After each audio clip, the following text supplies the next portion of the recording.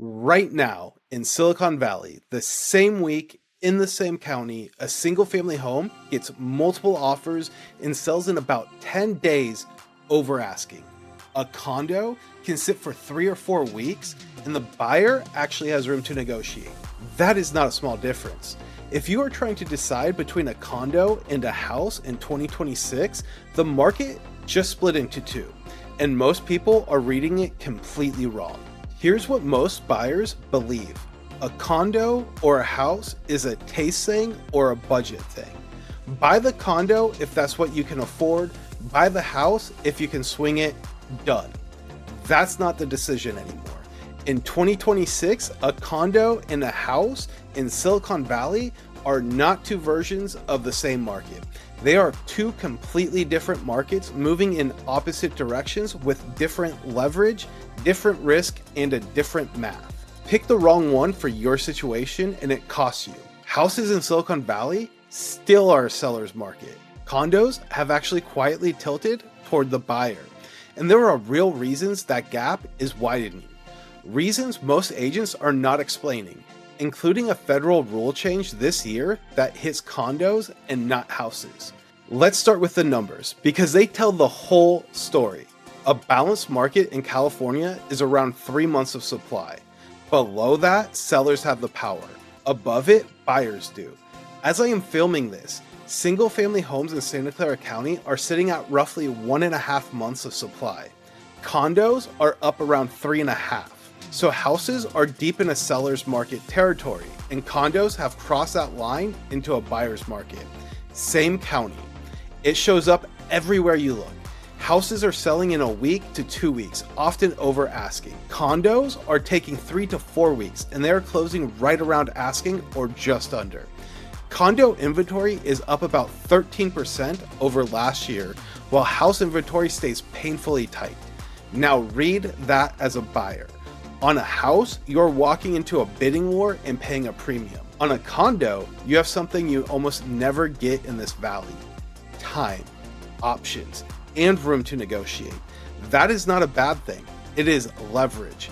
And there is one more number that surprises people. With all the pressure on condos lately, their prices have actually slid back. Some are sitting close to where they were around 2018. For the right buyer, there are real deals on the board right now. In a minute, I'll show you exactly why that happened. So if condos hand you leverage right now, why are houses still a feeding frenzy? It comes down to one thing you cannot manufacture. Number 2, houses stay hot because of scarcity.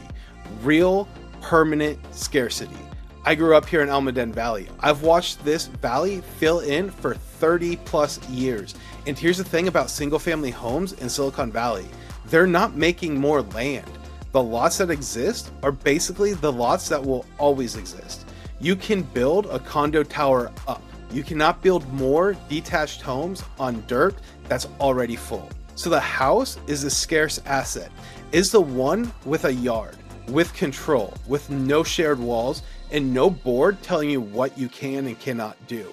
When rates dipped earlier this year and buyers came back, they came back fighting for the houses because everybody wants the thing there is least of.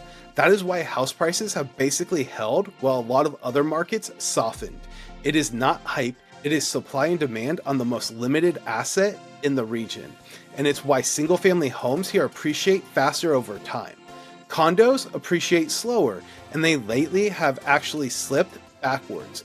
The house is usually the stronger store of value, and that is half the decision. So that's the case for the house. But condos, they're softening for reasons that are just as real. And the first one is hitting people right in their monthly budget. So number 3, the cost of owning a condo has been climbing, like climbing fast. And it is eating the one advantage condos used to have, which was being cheaper to own. Start with the HOA. HOA dues average close to $600 a month. That's a real payment on top of your mortgage and your taxes. And dues, they keep rising. Increases of 3 to 15% in a single year are common, with usually no cap on how high an HOA can take them. Two things are driving that. First, insurance. It is the fastest growing line item in HOA budgets right now. For the same reason I have covered before, the whole state's insurance market is under stress. Second, a state law called SB 326. After a deadly balcony collapse in Berkeley, California started requiring condo buildings to hire an engineer and inspect their balconies, decks, and walkways, with the first deadline at the start of 2025. Those inspections are expensive, and whatever they turn up has to get fixed and funded. On top of that, insurers now want proof a building passed before they will renew its policy. Buildings that cannot show it have seen premiums jump, in some cases by triple. So SB 326 and insurance are hitting a lot of associations at the same time, and owners feel it in their dues and their assessments. Then there are the special assessments. That's when a building needs a new roof or new siding or that balcony work, and the reserves are not enough. So every owner gets a bill. Those can run from a few $1,000s to, in the worst case, 6 figures, and they can land with 90 days of notice. And if it's a newer condo, you may also have Mello-Roos, that extra special tax on the property tax bill that can be hundreds of dollars a month on its own. Stack it up, a condo with a low sticker can carry $600 dues, plus insurance pressure, plus assessment risk, plus maybe Mello-Roos.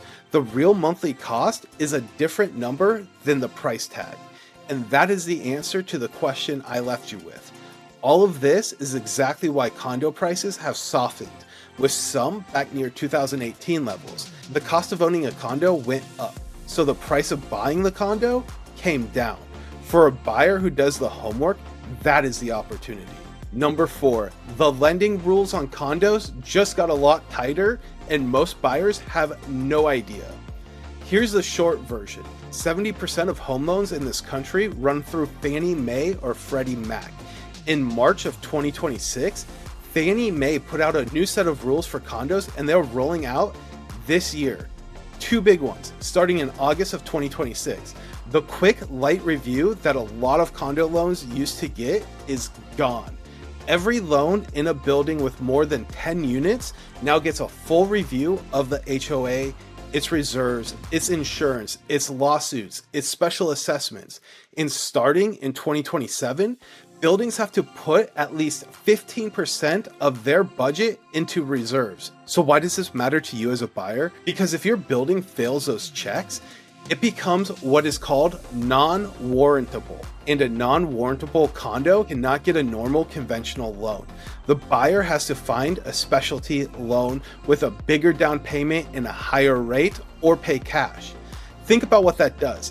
It shrinks the pool of people who can buy that unit. Fewer buyers means longer days on market, weaker offers, and a harder sell for you and for whoever you eventually sell it to. This is a big, quiet reason the condo market is softening. The building itself is now part of whether your purchase even works. So that's the whole picture. The split, the scarcity, the cost, the lending.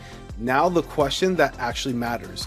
Which one should you buy? So number 5, how do you actually decide? Because the answer is not that a condo is bad and a house is good. It depends on you. A condo is a smart move more often than people think. Here is when. You want into this market now, and the house number is just out of reach. Getting in matters because a condo lets you start building equity instead of paying rent. And that equity is often how people make the jump to a single family home later. You want a location you could never touch as a house. You want low maintenance. The HOA handles everything from the walls out.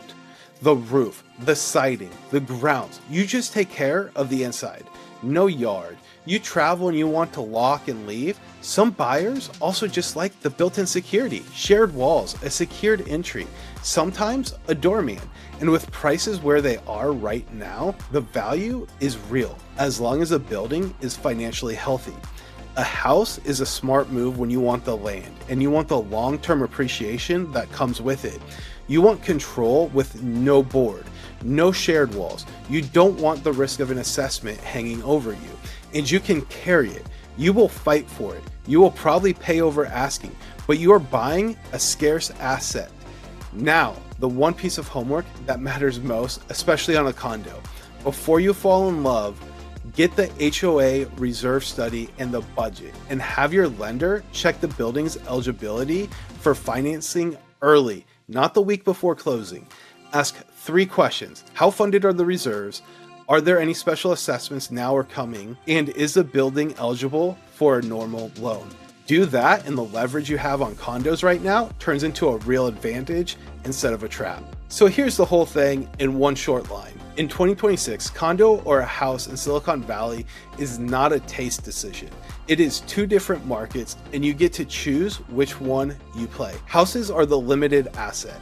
You will compete, you will probably pay over asking, and you will own the thing that appreciates fastest. Condos are the opposite right now. Prices have softened. You have real leverage, and getting in starts building equity that can carry you to a house later. The catch is the building. So do your homework, check the reserves, any assessments, financing, check all 3. Now, if you're leaning towards a house, the very next question is the obvious one. How much over asking do you actually need to win in this market without overpaying? That's where my services come in. I'm Michael Rulfs. Thank you for watching. If you're thinking about buying or selling in this market, I help people every single day in Silicon Valley. Please reach out to me. You can send me a text right here, 408-504-0385, and I'd be happy to be a resource for you and help you get the advantage in this competitive market. See you guys on the next video.